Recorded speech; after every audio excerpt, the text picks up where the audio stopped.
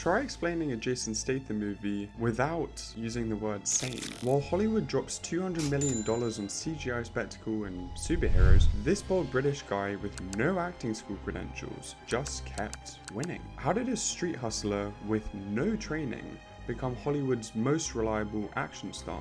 Why do critics laugh but millions of fans won't stop watching? And what happens when the guy who does his own stunts nearly dies underwater? There are 4 reasons Jason Statham broke every Hollywood rule, and the last one, it changed the industry without changing him. To understand how a guy with one facial expression became a global icon, you've got to start in the unlikeliest place. A sports centre in England with a diver who didn't even win. An Olympic diver who placed 12th in the Commonwealth Games. A model who was discovered while working out at a sports centre. Does this sound like Hollywood's next big action star? Not even close. But that's exactly who Jason Statham was before he became famous. Let's rewind to Shirebrook, Derbyshire in the 1970s. Little Jason grows up watching his dad hustle goods at local markets. His dad was a street salesman. Jason says, "I learned more from watching him pitch shower products than I did in school." This wasn't some rich kid with connections. This was a working class kid learning how to survive. "I was a fly pitcher," is what they call it, he said. By his teams, he's diving competitively for England's national team. 12 years of intense training. He was representing his country at the 1990 Commonwealth Games. But here's the first hint of the Jason Statham we'd come to know. He wasn't the most naturally talented diver. He just worked harder than everyone else. Consistency, repetition, discipline. After diving, he follows in his dad's footsteps, selling designer goods and jewelry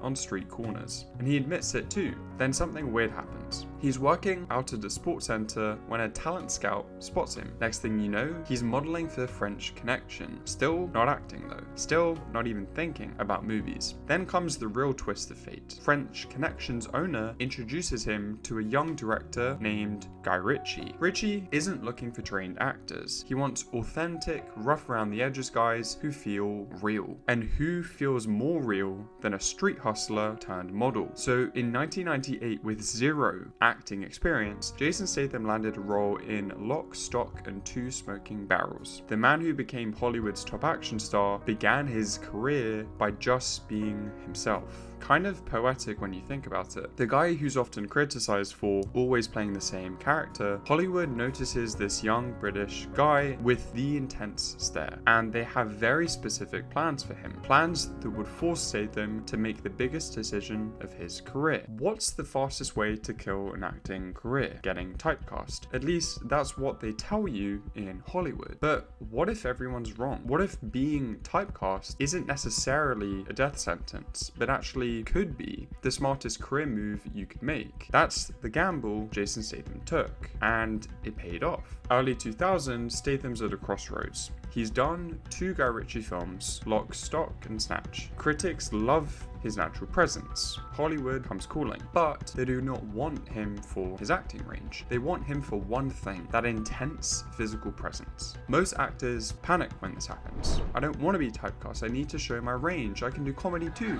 We've seen it a million times. Action stars are desperate to prove they can do romantic comedies. Comedians beg for dramatic roles. It's like an unwritten rule in Hollywood. Diversify or die. So what does Jason Statham do? The exact opposite. In 2002, Luc Besson offered him The Transporter, a straightforward action role, minimal dialogue, maximum fighting. This is the moment when most actors hesitate. Will this pigeonhole me forever? Jason Statham's response, sign me up. He tells The Guardian in a 2008 interview, "I know what I'm good at. I'm not going to pretend to be something I'm not." How refreshing is that? In an industry full of actors pretending to be humble, here's a guy actually being humble. The Transporter became a hit. Not a blockbuster, but profitable, especially internationally. And a funny thing happens. Instead of limiting his career, this role becomes his template for success. The stoic hero, the reluctant badass, the guy who says little but does a lot. Statham doesn't fight the typecasting, he leans into it, perfects it, owns it. While other actors desperately chase different roles to prove themselves, Statham finds freedom in limitation. He's not trying to win Oscars. He's not trying to prove he's the next Al Pacino. He's trying to make movies people enjoy. And sometimes knowing exactly what you can't do is more valuable than pretending you can do everything. But accepting your type is one thing. Building an empire on it, however, is another. And that's exactly what Jason Statham did next. He didn't just accept typecasting, he turned it into a global brand. We all have noticed that every Jason Statham character has the same traits. Reluctant hero, military, special forces background, man of few words, exceptional fighting skills,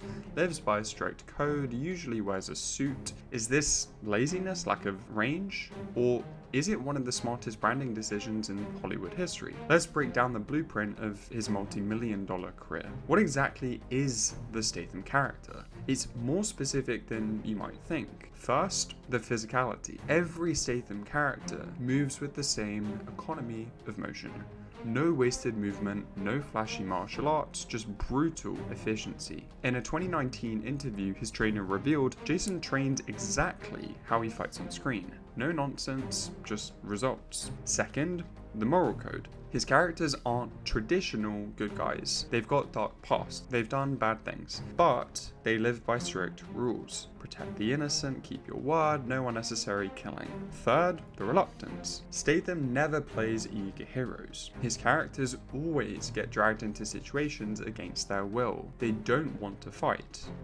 But boy, when they do, it's brutal. Fourth, the vulnerability. This is the secret that most people miss. Beneath the tough exterior, every Statham character gets hurt, physically and emotionally. He bleeds, he experiences pain, and unlike superhero movies where characters bounce back instantly, Statham shows the cost of heroism. Remember in Transporter 2 when he's literally hanging out of a car, or in Crank when he's constantly on the verge of death. Vulnerability makes his toughness believable. Now here's where it gets really interesting. Statham hasn't just repeated this character, he's continued to refine it, perfected it, evolved it slightly with each film. It's like a chef who makes the same signature dish, but keeps finding ways to make it better and better, and audiences ate it up. Transporter became a trilogy, Crank has become a cult classic, The Mechanic, Parker, Safe, Homefront, the titles change, but the character remains consistent every time. Critics call it repetitive, but audiences call it reliable.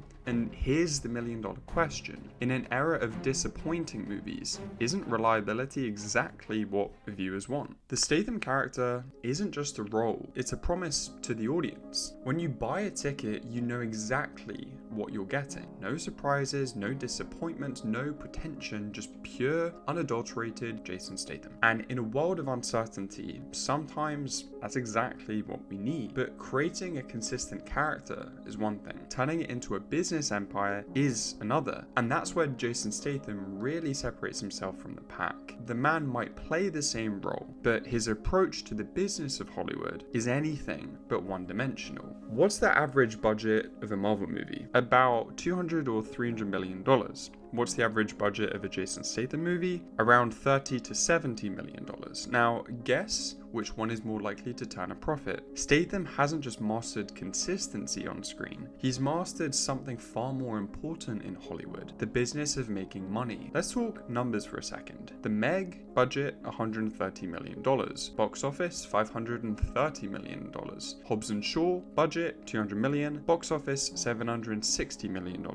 The Mechanic, budget $40 million. Box office $76. Notice something? Even his quote-unquote failures make money. In an industry where movies often lose hundreds of millions of dollars, Statham's success stands out. But how does he do it? Let's break it down into 4 easy steps. First, budget consciousness. Unlike stars who demand 20 million plus salaries, Statham often takes back-end deals. He makes money when the movie makes money. The Hollywood Reporter says he often accepts a lower upfront fee for his films. In return, he gets a share of the profits. This aligns his interests with the studios. Second, international focus. While many American stars focus on the US box office, Statham gained huge fans in Asia, Europe, and Latin America. The Meg made $153 million in China alone. That's strategic thinking. Third, mid-budget sweet spot. Statham doesn't do micro-budget indies that no one sees. He doesn't, however, do $250 million blockbusters with impossible profit margins. He lives in that sweet spot, where risk and reward are balanced. Fourth, franchise building. Look at his filmography, the Transporter trilogy, Expendables series, Fast and Furious franchise. Statham understands the value of recurring characters. Each appearance builds his brand and ensures future work. This isn't accidental, this is a calculated business strategy. Most are chasing awards or important roles. Statham is chasing sustainability. His approach has made him one of the most bankable stars internationally, and according to Forbes, he has built a net worth of approximately $90 million. Not bad for a guy who used to sell fake watches. The real action hero move. Building a career that lasts decades in an industry where most stars fade in 5 years is no small feat. Statham isn't just an action star. You can say he is a business strategist who happens to punch people on screen. In Hollywood's risky world, his steady approach could be the smartest choice. But even the most carefully planned career can face unexpected disasters. And in 2013, Statham encountered a moment that nearly ended everything. A moment that would challenge his physical strength and the philosophy behind his career. The Expendables 3 set in Bulgaria, a routine driving scene. Nothing particularly dangerous by Statham standards. He's done far crazier stunts before. Then, disaster strikes. The truck's brakes completely fail. No warning, no time to react. The vehicle plummets off the dock, straight into the Black Sea. Water rushes in immediately.